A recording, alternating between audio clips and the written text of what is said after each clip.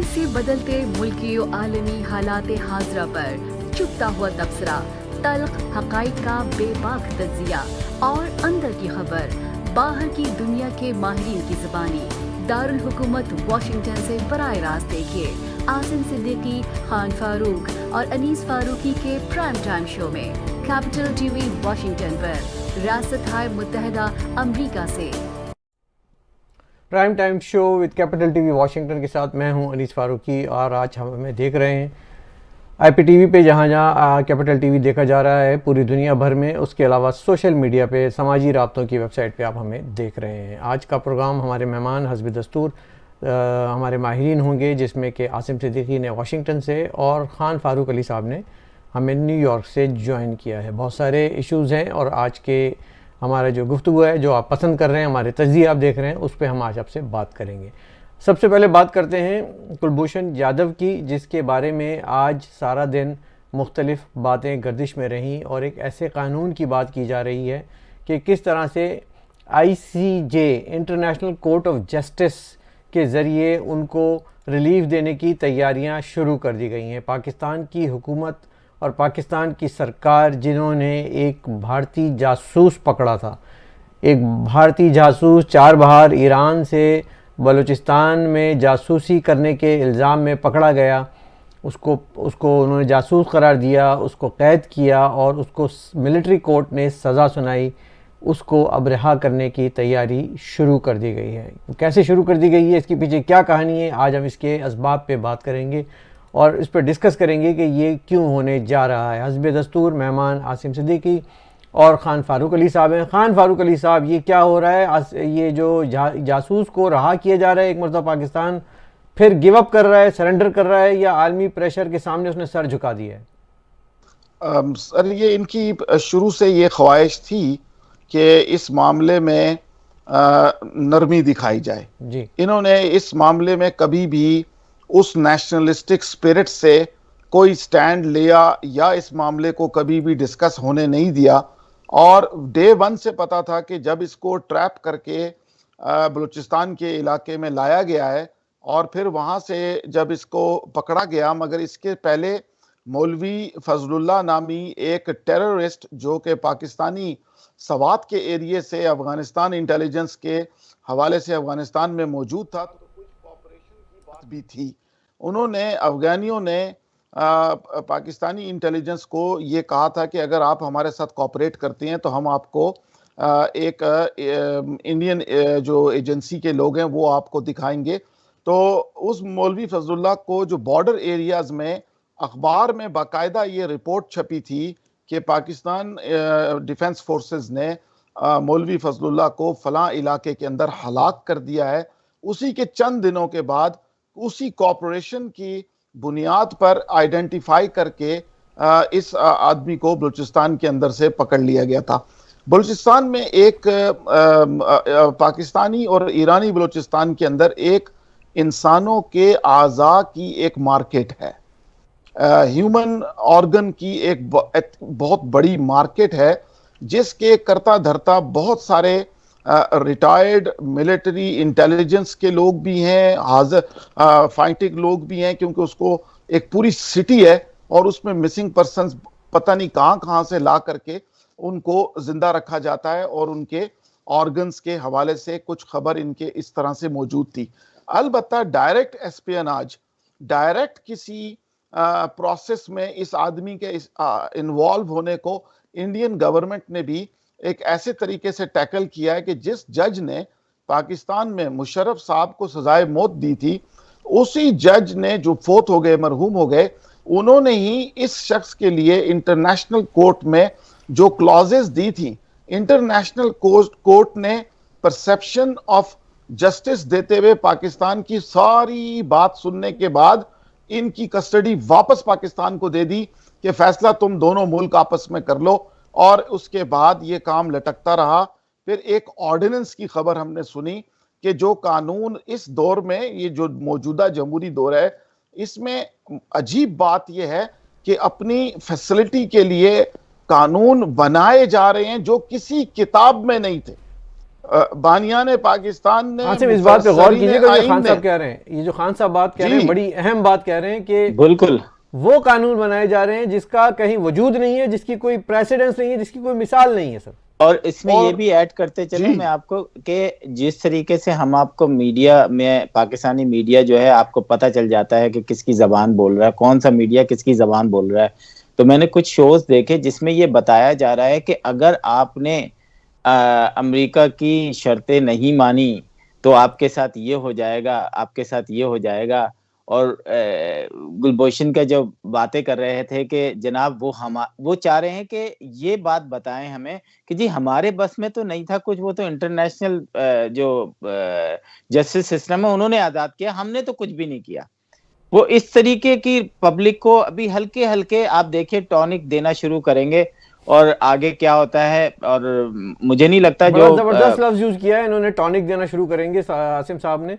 और असल में हुआ क्या कि आपको मालूम है कि हमारी मिलिट्री कोर्ट्स अगर किसी को सज़ा सुना देती हैं तो उसका सिविल कोर्ट में, खान साहब गौर कीजिएगा, सिविल जज के सामने अपील का, यानी कि हाई कोर्ट में, लाहौर में, इस्लामाबाद में, कहीं भी वो अपील का उसको कोई हक नहीं होता। ऐसा पाकिस्तान में कोई कानून ही नहीं है। There is no such bill, there is no such legislation. लेकिन रातों रात एक असेंबली का कानून जो है वो मंजूर किया जाता है कि अच्छा, उसकी आड़ क्या ली जाती है। अब आप, ये बड़ा इंटरेस्टिंग, मैं आपको एक बात बताने जा रहा हूँ। उसकी आड़ ये ली जाती है, कहते हैं कि अगर ICJ कोई फैसला करता है तो हम उस फैसले के ख़िलाफ़ अपील के लिए एक ऐसा कानून बना देते हैं कि मिलिट्री कोर्ट को ये इख्तियार, मिलिट्री कोर्ट का जो भी इसमें पार्टीज़ होंगी उनको ये इख्तियार होगा कि वो हाई कोर्ट में जाके उसको अपील कर सकें। बज़ाहिर ये कह रहे हैं, लेकिन इसका जो फ़ायदा होगा वो बराह रास्त कुलभूषण जाधव को होगा, क्योंकि वो उसको अगर सजाए मौत देते हैं तो होगा क्या कि ये फिर वो अपील कर सकेगा, उसका एक रास्ता खुल जाएगा। और रास्ता खुल जाएगा, वो रास्ता आपको भी आसिम मालूम है, खान साहब आपको भी मालूम है कि वो वाघा के ज़रिए सीधा भारत अपने घर का रास्ता है। वो आपने देखा पाकिस्तान में ऐसे लॉ भी पास हुए हैं कि 24 घंटे के लिए लॉ पास हुए कि जो इंपोर्टेड गाड़ियों पे ड्यूटी खत्म कर दी गई है और उसके बाद जो है 24 घंटे के बाद वो फैसला वापस ले लिया गया है। ये भी माजी में हो चुका है ऐसा। कश्मीर अफेयर्स के रिस्पॉन्सिबल एक वजीर इस वक्त मौजूदा गवर्नमेंट के मुंह से ये अल्फाज जुमला निकल चुका है कि गुलभूषण तो जा चुका है जी। अली अमीन गंडापुर साहब की आप एक स्टेटमेंट इंटरनेट पे कहीं से भी उनका क्लिप मिल जाएगा, अगर आप उसको गौर से देखें। और कुछ पता नहीं है सर, वो जो वैग द डॉग मूवी आई थी कि ये ऑलरेडी जा चुका हो और ये पीछे से पेपर वर्क कर रहे हो, ये जवाज बना रहे हो अवाम को। देखें, आइन शिकन जो सोच होती है या आइन कुछ सोच जो होती है, उसके लिए कानून उसके घर की लोंडी होती है। बेशक वो अपनी मर्ज, जिन्होंने आइन बनाया उन्होंने कभी ये चीज परसीव नहीं की, उनके दिमाग में कोई अपॉर्चुनिटी ऐसी नहीं थी कि हम इस ऐसे काम करेंगे कि जो हमने, देखें अवाम बर्दाश्त कर रही है आपकी बातों को, हुकूमत की, मगर इंटरनेशनल कम्युनिटी में अगर गूफ किया आपने और गलती की, और आपको पता है वो कितने सालों से हमारे न्यूक्लियर असासों के हवाले से कितने सेंसिटिव माइंड रखते हैं। और अब मैं आपको एक बड़ी अजीब बात बताऊं कि न्यूक्लियर हवाले से अभी कुछ दिन पहले अमेरिकन गवर्नमेंट ने हवा में नजर आने वाले अननोन फ्लाइंग ऑब्जेक्ट्स के हवाले से डिस्क्लोज कर दिया है कि बहुत बड़ी तादाद में ऐसी चीजें नजर आ रही हैं जिनको हमें नहीं पता कि दुनिया के किस मुल्क ने ये टेक्नोलॉजी बनाई है। उसके दरमियान में कहते हैं कि अगर वही अननोन फ्लाइंग ऑब्जेक्ट अगर इंडिया और पाकिस्तान के दरमियान उड़ता नजर आए और ये दोनों मुल्क खुदा ना खास्ता ये समझ बैठे कि ये कोई जासूसी का तैयारा है एक दूसरे का और इसके खिलाफ वो लड़ें, तो ये कितना बड़ा एक प्रॉब्लम पैदा हो जाएगा, क्योंकि हमें नहीं पता कि इन जहाजों को उड़ाने वाला कौन है। तो we are at the focus, हमारे पर बहुत बड़ी स्पॉटलाइट है। क्यों? गैर जिम्मेदारी एज ए सोसाइटी और एज ए नेशन, ये हमारा कल्चर है और ये हमारा झंडा बन चुका है। इस मामले में भी हम गैर जिम्मेदाराना अंदाज में चल रहे हैं। इस आदमी से जो इंफॉर्मेशन मिली थी, अनीस साहब ये बड़ा इंपॉर्टेंट नुक्ता आपको भी नोट करना चाहिए कि इस आदमी से सर तन से जुदा की जो साइकोलॉजी पाकिस्तान में आई है, कहते ये हैं कि इसकी निशानदही पे 3 या 4 मजहबी लोग इस्लामाबाद, रावलपिंडी, पेशावर के इलाकों से पकड़े जरूर गए हैं, जिन्होंने पाकिस्तान की इकोनॉमिकल एडवांटेज को खत्म करने के लिए पाकिस्तान के लोगों के अंदर गुस्ताखी के मामले में अदम बर्दाश्त को अपना वतीरा बना करके आलिम इंसानियत को दिखाया है कि पाकिस्तान के लोगों को रोटी नहीं चाहिए, उनको जॉबें नहीं चाहिए, उनके बच्चों को ये जो पेमेंट सिस्टम है पेपैल, इसकी पाकिस्तान में ना आने की सबसे बड़ी वजह ये है। उसको क्लियरेंस इसलिए नहीं मिलती कि यहाँ के लोग जो हैं वो लोग मुतशद्दिद हैं, इंसानी हकूक के हवाले से वो लोग, उनका रवैया ठीक नहीं है। तो गुलभूषण यादव के से मिलने वाली मालूमात पर इस तरफ के लोग पकड़े जरूर गए हैं। बाकी और जासूसी का अभी कुछ सारी बातें सारी क्लियर नहीं है, मगर लग ये रहा है कि ये अपने हर वादे की खिलाफ वर्जी करेंगे। मकासद पाकिस्तान, करारदाद पाकिस्तान, आईन पाकिस्तान, जमहूरियत पाकिस्तान के तमाम खिलाफ वर्जियां करके ये जाएंगे और गर्दन में डल जाएगा अवाम के और हमारी नस्लों के। हमें भुगतना पड़ेगी जॉबलेसनेस, लॉलेसनेस और अजीबो गरीब हालात हो जाएंगे जो हम कभी ठीक नहीं कर सकेंगे। फारूक साहब, बल्कि मैं अनीस साहब आपसे भी पूछना चाहूंगा कि आपने देखा कि अभी जो एकदम फैसला किया जा रहा है कि जी पाकिस्तान के अंदर अमेरिकन आर्मी का कितना रोल होगा, हवाई अड्डे दिए जाएंगे, एयर स्पेस दी जाएगी नहीं दी जाएगी। और उसी हवाले से हमने टीवी प्रोग्राम में देखा कि उन्होंने कहा कि जनाब अगर IMF से कर्जा लेना है तो आपको बहुत सारी सहूलतें देनी पड़ेंगी। तो अनीस साहब, आप इसको कैसे देखते हैं? देखिए, इसमें कई पहलू हैं। ये प्रेशर जो है पाकिस्तान पे FATF का भी है, पहली बात तो हमें याद रखनी होगी। अच्छा, FATF के साथ एक और चीज़ मुंसलिक है जो मैंने पिछले प्रोग्राम में भी कही थी कि international country at risk guide एक हमारे ऊपर एक और तलवार है जो आवाम को नहीं बताई जाती है, आवाम को कुछ नहीं बताया गया है, एक वो है। और दूसरा जो इंटरनेशनल प्रेशर है पाकिस्तान के साथ कोऑपरेट करने का, वो बहुत बड़ा है कि आपने अफ़गानिस्तान पे भी कोऑपरेट करना है, आपने इंडिया के साथ भी ताल्लुकात को अच्छा बनाना है, और ताल्लुकात अच्छे बनाने के रास्ते में आसिम जो रुकावटें होंगी, चाहे वो कश्मीर हो चाहे वो कुलभूषण हो, वो आपको दूर करनी है। अच्छा, इनको ये कहा गया है कि आपने सर झुका के हमारी बात माननी है, हम आपको मारेंगे, आपने रोना नहीं है, बिल्कुल नहीं रोना है, और आपने जुमे की नमाज के बाद 1 घंटा खड़े होने की आपको बाहर इजाज़त देंगे कि आप प्रोटेस्ट रिकॉर्ड कर सकें टू सेव योर फेस। ये है कहानी मेरे भाई, ये है असल जो है ना प्रेशर इस वक्त पाकिस्तान पे। वही बात आ जाती है सर कि ऊपर कोई बाहर के लोग हमें मैनेज कर रहे हैं, हम लोग नहीं कर पा रहे। यानी एब्सोल्युटली मैंने ये 2-3 दफा ये बात की है कि ऐसी फीलिंग आ रही है कि हमारे मामलात को बेसिकली इंडियंस चला रहे हैं।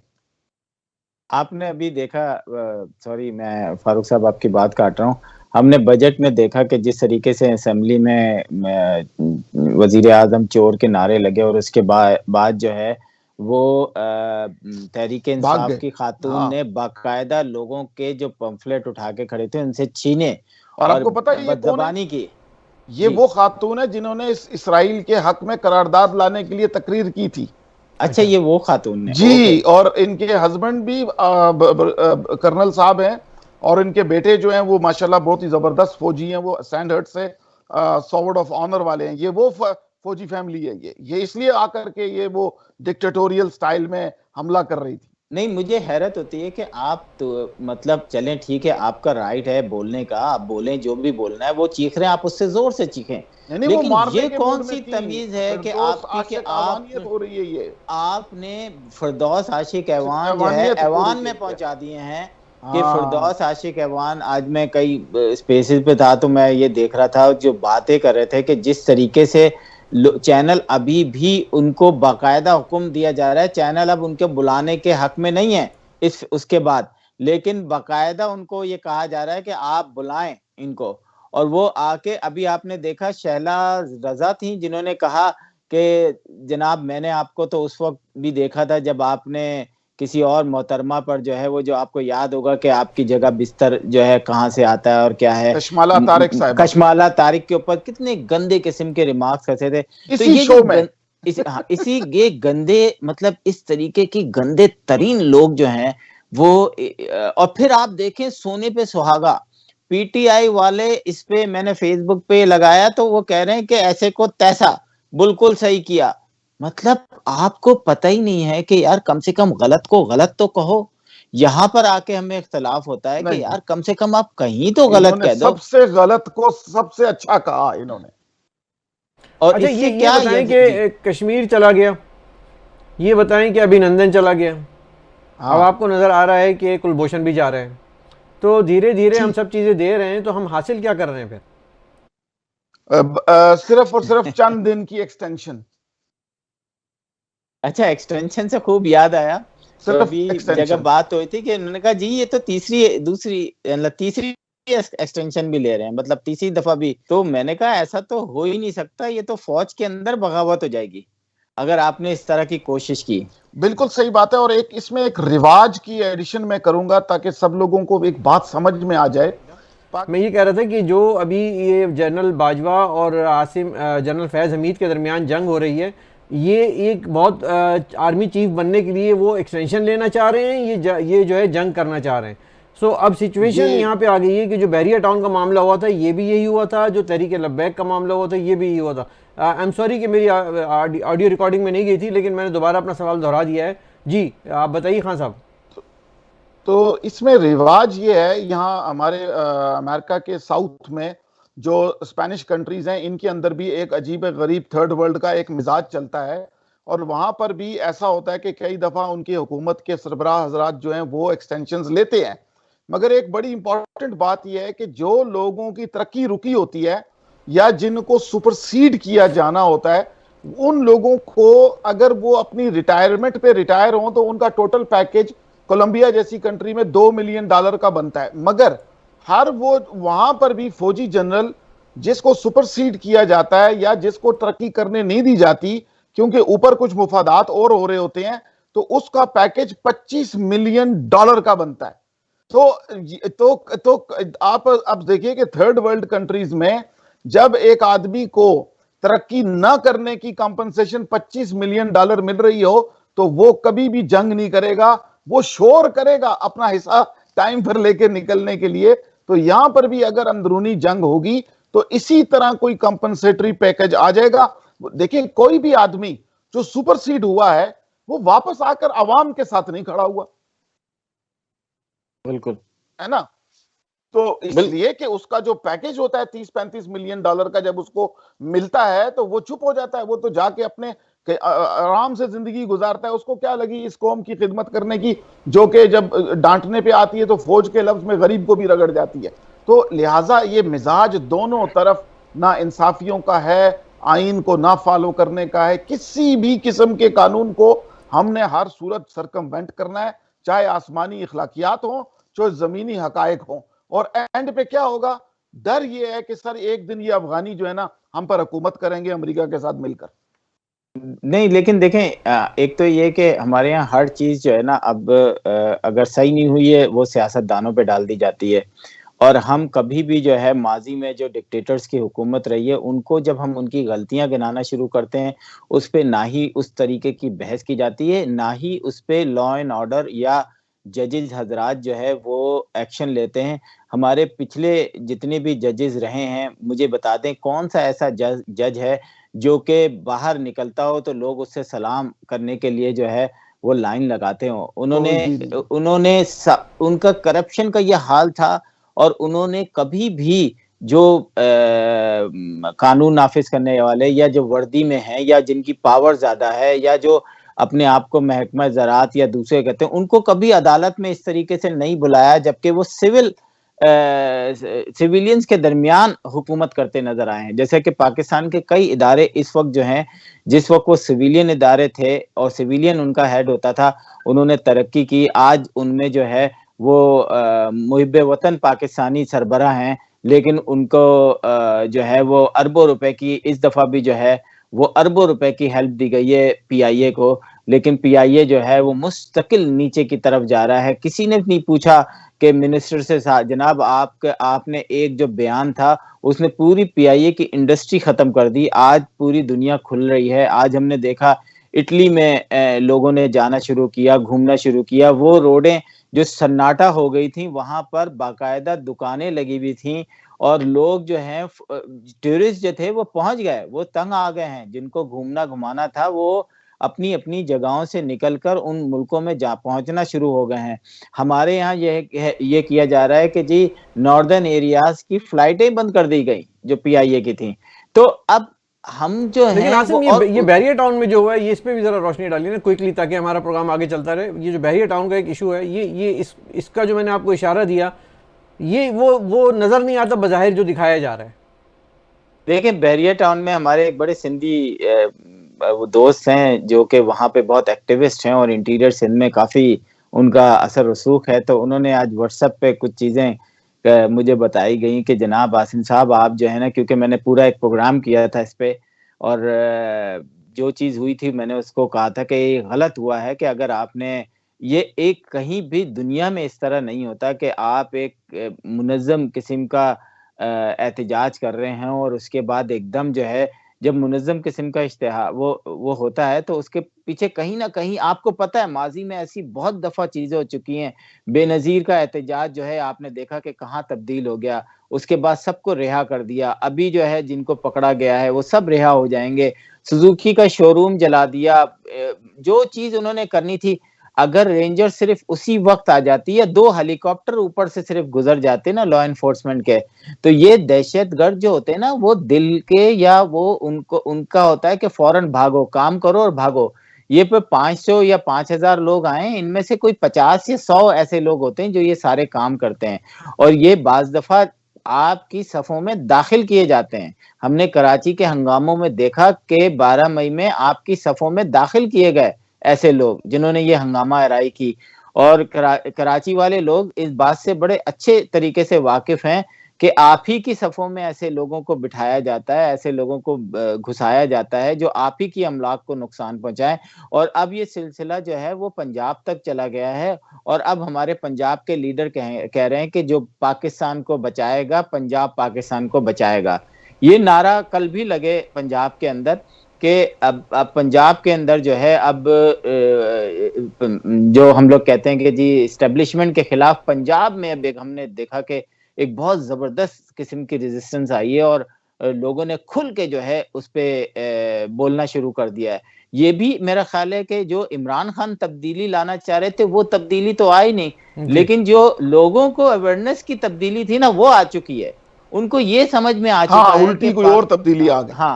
उनको ये समझ में आ गया है कि एक्चुअली पाकिस्तान को नुकसान कौन पहुंचा रहा है। एक्चुअली ये जो बार्गेनिंग है, जो हमने नहीं देखा कि किसी ने ऐलान किया हो कि जनाब आज से जो है वो लेक्सस, बीएमडब्ल्यू और लैंड क्रूजर और इन पे पाबंदी है, नेक्स्ट 10 साल तक कोई भी हुकूमत जो है इसको नहीं मंगवाएगी।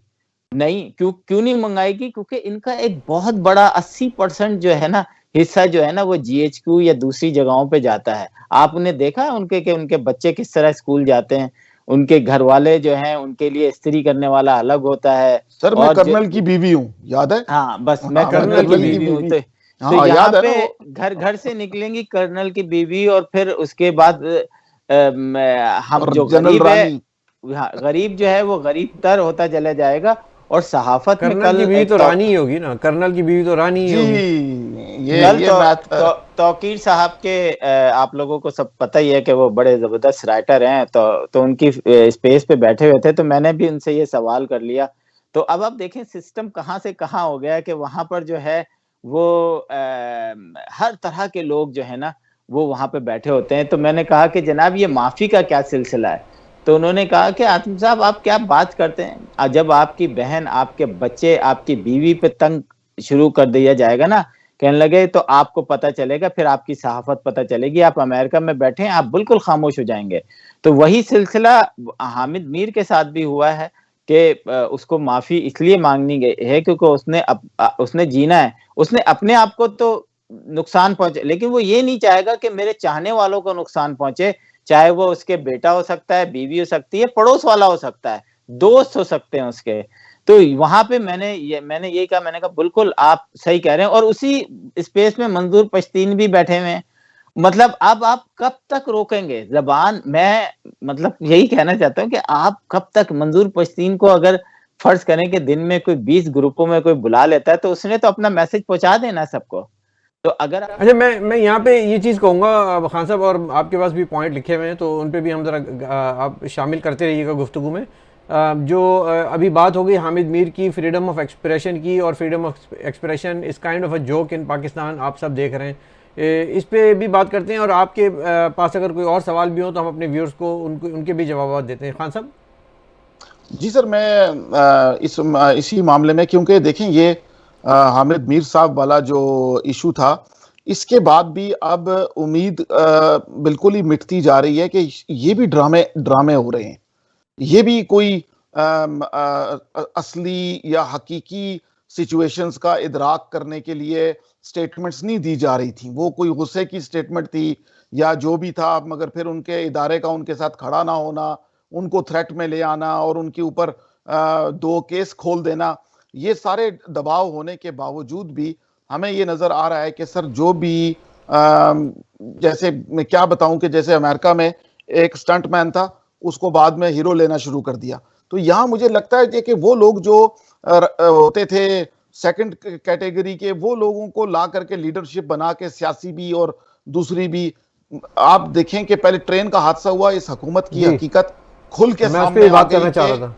हाँ, यही नुक्ता है कि उस पर खुलकर हकीकत सामने आई, मगर एक ऐसी उसको उन्होंने बल्ले से ऐसी शॉट मारी मोहतरमा डॉक्टर साहिबा ने, अवान साहिबा ने, कि वो आज ट्रेन किसी को याद ही नहीं। 80 आदमी की लाशें पड़ी हुई हैं, किसी को पता ही नहीं। और एक तो थप्पड़ याद है।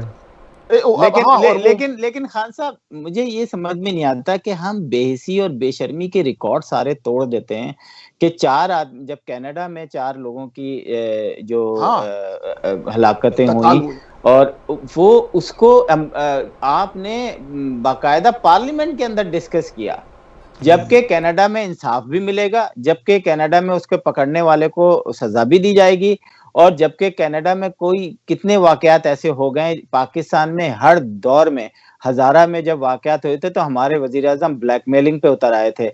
पीआईए के 98 लोग जब कत्ल हुए थे या गिरे थे या मैं हलाक हुए लाशों थे। से ब्लैकमेल नहीं होता, ये एग्जैक्ट हाँ वर्ड थे साहब उनके। जी। तो आप जो हैं, और अभी कल कराची में एक प्रोफेसर की डेथ हुई है, उसको उन्होंने गाड़ी छीनने के, लग तो यही रहा है कि गाड़ी छीने, लेकिन मुझे लगता है कुछ और है। वो एक इदारे के ओनर थे और जा रहे थे, उनको गोली मार दी उन्होंने। तो हम जो है ना, डे बाय डे हमारे यहाँ हिंदू लड़कियों के साथ क्या होता है, ईसाई लड़कियों के साथ क्या होता है, अकलियतों के साथ क्या होता है, फिर उसके बाद मुसलमानों के साथ जो आपस में मजहबी मुनाफिक रहते हैं उनके साथ क्या होता है, फिर ये जो वाकयात होते हैं, कभी बस गिर गई, आपने देखा बस में आग लग गई, 47 लोग मर गए, कभी ट्रेन में वो हो गया, कभी जहाज गिर गया, एक इंक्वायरी नहीं आती। क्योंकि उसकी वजह यह है कि एक मतलब आप इंक्वायरी करने बैठेंगे, वो ताना बाना कहीं और जाके मिलेगा और वो ठक से डेड हो जाएगा। बिल्कुल, आप कुछ करना ही नहीं चाहते, आपने तौबा की हुई है कि हमने कुछ करना ही नहीं है। सिंपल मुझे एक बात बता दें, अभी इन्होंने मेरे ख्याल है पता नहीं अरबों रुपए दिए हैं पीआईए को, इस दफा रखे हैं पीआईए के। आपने उन 98 लोगों में से सिवाय चंद लोगों के किसी को भी कंपनसेशन, जो कि कंपनसेशन नहीं होती, फर्स्ट ईयर मनी होती है, जो कि इंटरनेशनल लॉ है कि कोई भी जहाज गिरने के बाद फैमिली को 1 साल के अंदर अंदर ये रकम आपको देनी है। उसके बाद जो बाद में डिसीजन आएगा कि जी किसकी गलती थी, इंश्योरेंस फिर उस हिसाब से पैसे बांटेगी कि किसको क्या हक होता है, क्योंकि उसमें ये देखा जाता है कि कौन नौकरी पेशा थे, कौन बच्चे थे, तो उस हिसाब से। तो हम, और वो अरशद मलिक उससे कोई सवाल करना नहीं चाहता, मतलब वो खुदा बन बैठे हैं पाकिस्तान में, उससे कोई सवाल करने को तैयार नहीं है कि भाईजान आपकी गवर्नमेंट के लॉयर्स ने कह दिया है कि जी इनको इनका हक बनता है 50 लाख रुपए फर्स्ट ईयर मनी, बगैर किसी सिग्नेचर के। वो नहीं मानने को तैयार। कौन ये अपने सिंध जो गवर्नर है, उसने कहा कि यस बिल्कुल आपका राइट बनता है। तो पता नहीं कान में इन्होंने क्या कहा, उन्होंने कहा बाद में देखेंगे इस किस्से को। तो हम तो मतलब बार बार ये देखते देखते थक गए हैं कि कनाडा वाले, तो वो बंदा वहां पहुंचा, उस बंदे ने वहां पे तकरीर की, उस बंदे ने कैनेडियन मुसलमानों को एक मैसेज दिया, और कैनेडियन मुसलमानों को नहीं दिया, तमाम नेशन जितनी भी मज़ाहिब हैं वहां पे उसको एक अच्छा मैसेज दिया। हम कहाँ हैं? हमारा वजीर आजम तो बनी गाला से हेलीकॉप्टर में उड़ता है वजीर आजम। हाँ, कोई ये नहीं पूछता कि खर्चा कितना है। गवर्नर सिंध आता है, वो अच्छा, प्राइवेट आपने दौरे अभी पर आता आसिम है। अभी जिक्र किया कनाडा का, मैं इस पे थोड़ा सा एक एंगल देना चाह रहा हूँ आप लोगों को। जी जी। क्योंकि ये एंगल ये है कि हमारे लोग ये समझ रहे हैं कि ये मुसलमानों के खिलाफ मुनाफरत का एक केस है, और इस पे जो है वो मजहबी मुनाफरत का नाम दिया जा रहा है, रिलीजियस हेटरेट का नाम दिया जा रहा है बाहर की दुनिया में। मैं आपको कनाडा के अंदर की बात बताता हूँ, हम लोग ऐसा नहीं समझ रहे। हम कनाडा में बैठे हुए हैं, हम इसलिए नहीं समझ रहे कि उस 20 साल के नौजवान की जो नॉलेज है, जो उसका इल्म है उस दीन के बारे में या किसी के भी दीन के बारे में, उसको जज करना या उसको आइडेंटिफाई करना वो बहुत बहुत महदूद है। और उसको नहीं मालूम था कि ये जो शलवार कमीज़ में और देसी कपड़ों में ब्राउन रंग के लोग जा रहे हैं, ये मुसलमान हैं, ये आगा खानी हैं, ये अहमदी हैं, ये शिया हैं, सुन्नी हैं, या ये कोई हिंदुस्तान की कोई फैमिली है, क्योंकि सब एक जैसे लिबास पहनते हैं। उन्होंने दीन की बुनियाद पे जो है ना इनको निशाना नहीं बनाया, इनको निशाना बनाया गया है इस वजह से कि उसके दिल में एक नफ़रत थी, एक ब्राउन कलर की एक नफ़रत थी, गंदमी रंग होने का हमारा एक शायद उसके जहन में एक खाका बना हुआ था कि यही लोग होते हैं, सारे लोग टेररिस्ट होते हैं। इसमें मेरे पास कुछ इन्फॉर्मेशन है। जी बताइए। इसमें देखें, ये लोग हमारे यहाँ ट्रेजेडी के बारे में तहकीक नहीं करते, और बेचारे क्योंकि गम और तकलीफ का मामला होता है। आज से तकरीबन 5 या 6 दिन पहले न्यूयॉर्क में एक बहुत मायानाज मशहूर इंडियन पंजाबी दिल्ली की रहने वाली साइकेट्रिस्ट ने येल यूनिवर्सिटी के अंदर एक ग्लोबल प्लेटफॉर्म पे खड़े होकर ये अल्फाज कहे कि मेरा दिल चाहता है कि मैं सफेद फार्म लोगों के सर में गोली मार दूं। उनका नाम मैं आपको देता हूं और आपके सुनने वालों को भी देता हूं। इनका नाम है डॉक्टर अरुणा खीलनानी। ये न्यूयॉर्क की साइकेट्रिस्ट हैं और ये एक प्लेटफॉर्म पे हैं। इन्होंने 6 दिन पहले ये अल्फाज दोहराए इंटरनेशनल प्लेटफॉर्म के ऊपर, जिससे सोशल मीडिया की वेबसाइट रेडिट के ऊपर एक आर्ग्यूमेंट शुरू हुआ, जिससे उसके बाद न्यूयॉर्क टाइम्स तक वो बात गई। ये नौजवान सोशल मीडिया पे उस फोरम के अंदर मौजूद था, जहां पर एक इंडियन खातून, इंडियन ओरिजिन अमेरिकन, दिल्ली की पंजाबी स्पीकिंग डॉक्टर कहनानी ने यह कहा कि मेरा दिल चाहता है कि मैं अंग्रेजों को, गोरों को, वाइट सफेद फार्म को उनके सर में गोलियां मारूं। इनके दिमाग बहुत अरसे से खराब थे, अब वक्त आ गया है कि इनको सबक सिखाऊं। इन अल्फाज से जो आग लगी है, ये नौजवान अपने फोन पे या उस पे छोड़कर इस फैमिली के पीछे गया है, ट्रिगर होकर। क्यों? वायरस से पहले भी और वायरस के फौरन बाद दिमागी अमराज की दवाइयों की पूरी इस सोसाइटी के अंदर वेस्टर्न में देखी जाए तनासब, तो इनके दिमाग बिल्कुल बर्दाश्त के मामले में सिफर हो चुके हैं। आपने देख लिया था कि ट्रंप साहब के साथियों ने कैपिटल हिल में वो काम किया कि अमेरिका की तारीख में नहीं हुआ, और अभी तक उनकी पकड़ दकड़ चल रही है। तो सफेद फार्म कौम को जब हमारे लोग अपनी खूबसूरत हिजाबी, ट्रेडिशनल, कंजर्वेटिव, फुली कवर्ड हालत में नजर आते हैं, इनको लगता है ये लोग हम पर यलगार कर रहे हैं। इनके दिमागों का खलल जाग जाता है। ये फिर छोटे बच्चे हों या बड़े हों या मजदूरी करने वाले लोग हों, ये छोड़ते नहीं है, फिर मारते हैं। और उस बच्चे को तो इन्होंने, लड़के को बच्चा कह रहा हूं मैं, 20, यहां अमेरिका में तो 30 साल वाला भी बच्चा ही होता है, उसको जब इन्होंने पकड़ा है, आप देखिएगा उसकी प्रोफाइल में आएगा। इस डॉक्टर साहिबा के बात पर जो आग चल रही है इंग्लिश मीडियम तबके के अंदर, वो आप सोच नहीं सकते कि देखो इनका अंदर का असली सेंटिमेंट बाहर आ गया। और वो भी शर्मिंदा हो रही हैं, उनको भी आइडिया है, मगर अभी तक किसी ने डायरेक्टली उन पर उंगली नहीं उठाई कि तुम्हारी हेट स्पीच की वजह से किसी बेवकूफ ने, कम अकल ने, दवाइयां खाने वाले मरीज ने जाकर के ये इतना बड़ा हादसा कर दिया। कल उनका बच्चा जो फैमिली का रह गया है पीछे, अल्लाह पाक उसको लंबी उम्र अता फरमाए और क्लोजर दे, उसने सवाल पूछा है कि मेरी टेक केयर कौन करेगा। जब उसको बताया गया कि तुम्हारी फैमिली चलेगी, तो उसका सवाल, अब ये पूरी इंसानियत से सवाल है ना। फारूक भाई, उस बच्चे का सवाल का जवाब भी मिल जाएगा और टेक केयर भी कैनेडियन गवर्नमेंट कर लेगी। वो तो दूसरे कंगलों की कर लेती है, ये तो बिल्कुल डिजर्विंग है। ये मुझे बताएं कि 100 कुछ लोग ट्रेन में जख्मी हुए और उसके बाद 40 लोगों की डेथ हो गई, तो मैं तो कहूंगा कि 140 बल्कि 56 लोगों की डेथ हो गई अब तक की इत्तला। तो 156 लोग समझें कि इस दुनिया से चलेगा, क्योंकि जो जिसका हाथ नहीं, जिसकी टांग नहीं, वो तो रोज मरेगा, रोज जिएगा, रोज हाँ मरेगा। आपने और फिर अभी हमारी एक सिंध की जो पार्लियामेंट की थी, उन्होंने कहा कि ट्रेन के 5 लाख वादा करने वाले लोगों, तुम लोग ने क्या ट्रेन के जहाज से गिरने वाले लोगों के कंपनसेशन दे दिए जो तुम लोग अब इनको दे दोगे? सवाल ही तो पैदा नहीं। हमारी जो गवर्नमेंट है, अब वजीर आजम हाउस के जो वो हैं, वो पिछले साल से अभी जो इनका खर्चा है वो बढ़ा दिया गया है। लोगों को ये अंदाजा नहीं है कि अब इस गवर्नमेंट को 2 खर्चों से, एक तो वजीर आजम हाउस, दूसरा बनी गाला की हिफाजत पे जितने भी ट्रुप्स लगे हुए हैं, जितने भी उस जगह के चारों तरफ, ओवर टाइम लाजिमत दे है रहे हैं जब उनका, ओवर टाइम दे रहे हैं उनका। आपको जब प्राइम मिनिस्टर के लिए वो करना पड़ता है तो आपको कुछ ना कुछ देना पड़ता है उनको। वहां पे कैंप्स लगे होते हैं। फिर आपने जो कहा था कि जी गवर्नर हाउस को हम ये कर देंगे, यहाँ तो गवर्नर अय्याशी कर रहा है।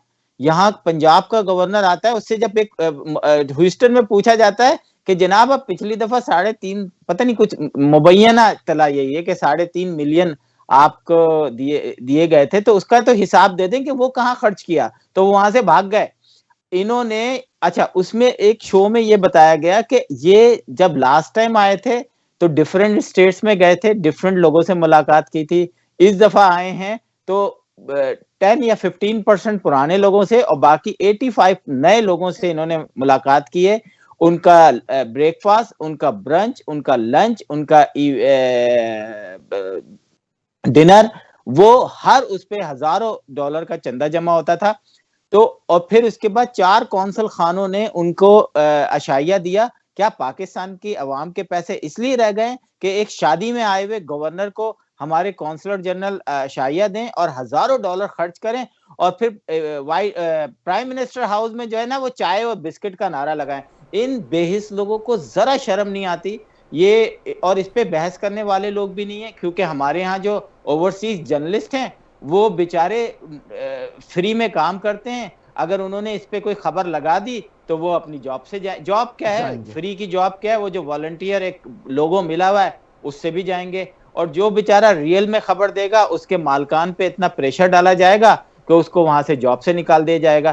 तो ये तो हमारा हाल है, आगे आने वाले दिनों में इससे भी बुरा हाल होगा अगर यही हाल रहा। जी सर, पिछली दफा जो आए थे सरकारी मुलाजिम, वो डैम फंड में पैसे जमा कर रहे थे पानी रोकने के लिए, और इस दफा ये आए हैं पैसे जमा कर रहे हैं पानी पिलाने और जारी करने के लिए। अब हाँ, ये इनकी तजाद है इनके। और जो आपने नुक्ता उठाया कि ये एक्सपेंसेस की तरफ, सर एक बहुत बड़ा, इतना बड़ा एक स्कैंडल हमें FATF में मजीद अंदर लटका देगा, मगर कागजात में हम लगेगा शायद हम बाहर आ रहे हैं। ये वो है IMF और इमरान खान साहब की चंदे की अपील के 1.24 ट्रिलियन रुपीस।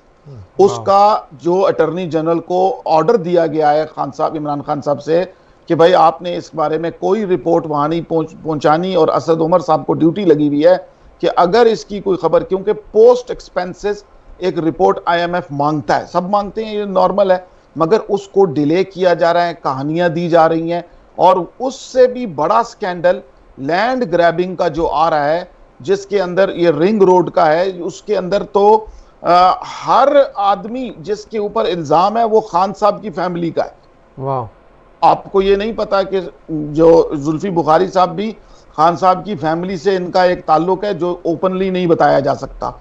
हर आदमी जो उसमें इन्वॉल्व हो रहा है वो। और अब आप कराची की कंपनसेशन की बात कर रहे हैं, ये जो ट्रेन का हादसा हुआ, इसमें 4 समरीज लिख कर पेश की गई थी, उन पर ओपिनियन मार्क्स भी आ चुके थे कि इस ट्रेन को मुरम्मत करने के लिए ये बजट, ये पुर्जे, ये टीम ये करें, मगर ऊपर से वहां से कोई भी इसके ऊपर जो नहीं हुआ।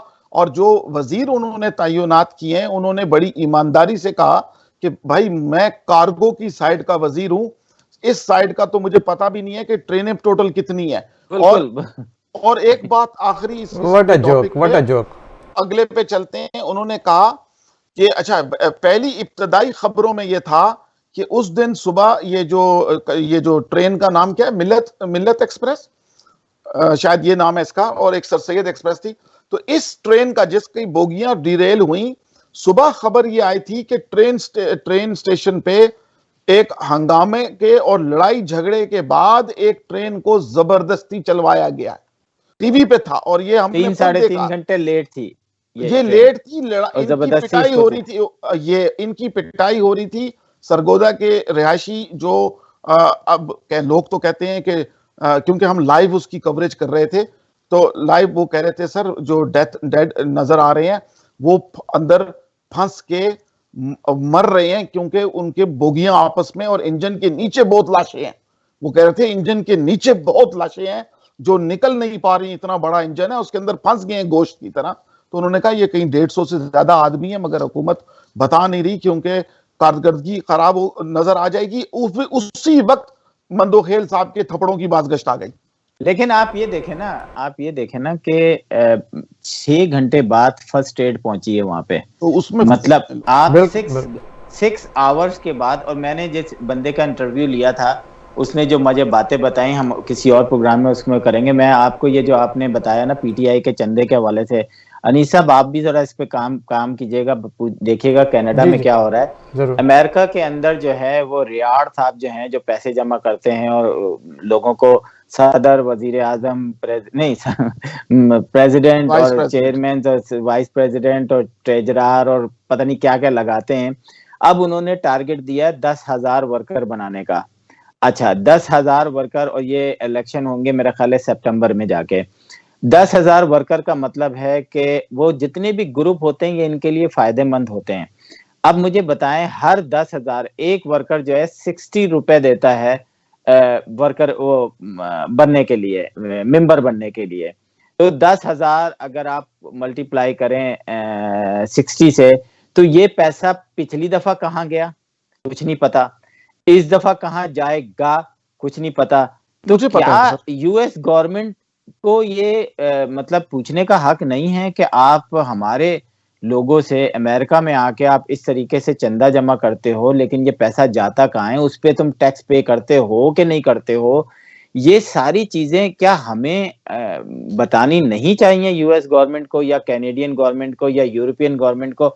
ये तो सिर्फ आप अमेरिका का हिस्सा है कि यहाँ से अगर $6 लाख जमा होते हैं या $4 लाख जमा होते हैं, तो ये $4 लाख अगर ये इमरान खान का ये केस आगे चलता है, ये जो फंडिंग केस है, फॉरेन फंडिंग केस का, तो ये तो जमात ही खत्म हो जाएगी। मतलब फिर तो आपका पैसा शिद्दत पसंद को भी जा सकता है, कहाँ जा रहा है कुछ नहीं पता, no tracing, no paper trail, no nothing. भाई और जो दे रहे हैं होगा। लेकिन मैं आपको बात बताता चलूं कि जो लोग दे रहे हैं उनका अगर शनाख्ती कार्ड नंबर या उनका कोई वो होगा, हो सकता है आज नहीं तो 4 साल बाद, 2 साल बाद अगर अमेरिकन गवर्नमेंट इस पे एक्शन लेगी, वो सब फंसेंगे।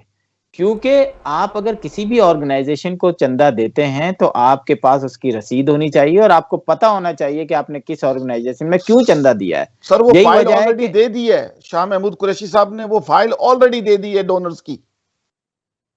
तो मतलब ये कि जो मुशर्रफ साहब करने गए थे वो शाह महमूद कुरैशी ने कर दिया है। जी, और मैं आपको बेनजीर भुट्टो साहिबा की एक क्लिप भेजता हूं इस प्रोग्राम में, यानी सब उसको दिखाना जरूरी है। वो जिस वजह से उनका इंतकाल हुआ वो यही था कि इंटरनेशनल चंदा जो उसका जलजले का था वो किधर गया, उसकी ट्रांसपेरेंसी हुकूमत हमें नहीं दिखा रही। और जरदारी साहब उनके राइट पे बैठ के उनको ऐसी नजरों से देख रहे हैं कि जैसे वो, आप समझ गए।